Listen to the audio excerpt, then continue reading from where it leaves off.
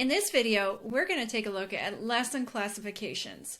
Specifically, we're going to look at the must do, should do, and aspire to do ways of classifying your lessons or activities.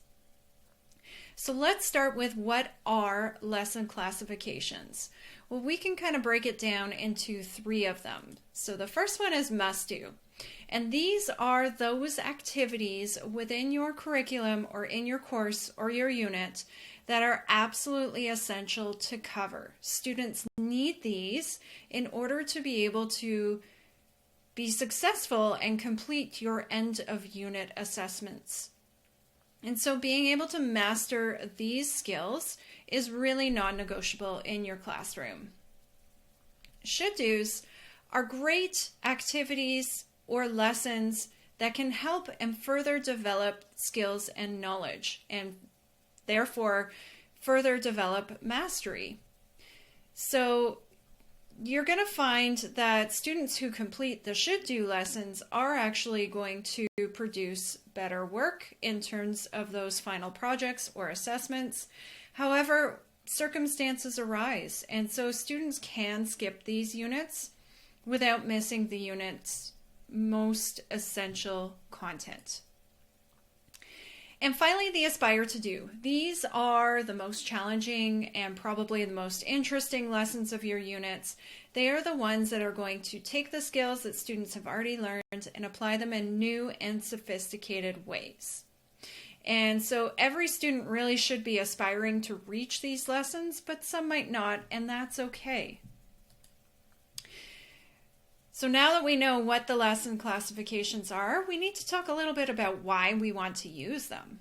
So first off, it allows for self-pacing within either a unit of study or a lesson itself. And why would you want to do that? Well, it's going to help facilitate differentiation. Everybody learns at a different pace. And if you're doing full class lessons, then you're going to have students who it's going to be too slow for, and then other students who it's going to be too fast for, and then others that it's just going to be just right for. So by using the lesson classifications and the self-pacing, we can allow students to work at the pace that they need to. It also builds self-regulation skills.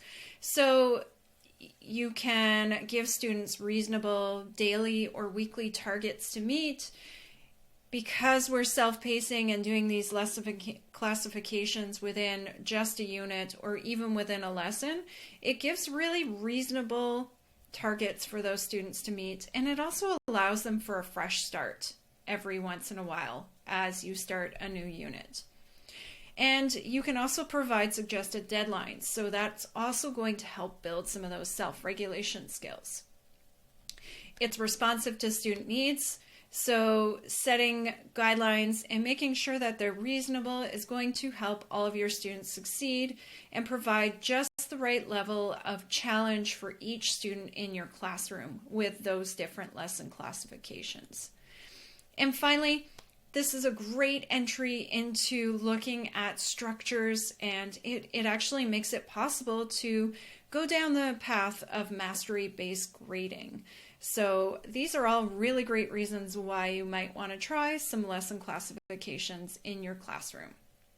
Now, I did say you can classify individual lessons or you can classify within a lesson. So looking at this example here, this is an example of classifying individual lessons. So every lesson is classified as either must do, and those are the ones that have the solid thin line around them. The dotted lines are should do's, and then the thicker solid lines are whole class activities. But every lesson is classified as either must do or should do here. And then you can also classify within lessons. So this is actually all one lesson, but there's different classifications for different activities depending on what the task is.